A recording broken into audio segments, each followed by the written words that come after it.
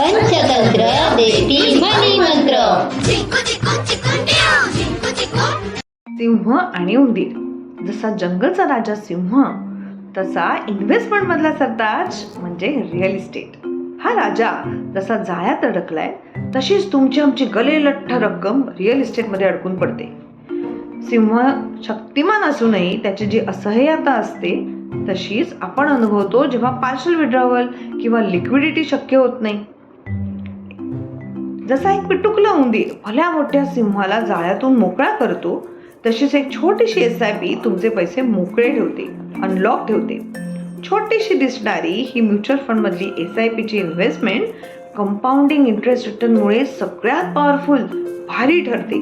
आणि म्हणूनच तुमच्या मोठ्या स्वप्नांची छोटी सुरुवात एक पॉवरफुल SIP आहे.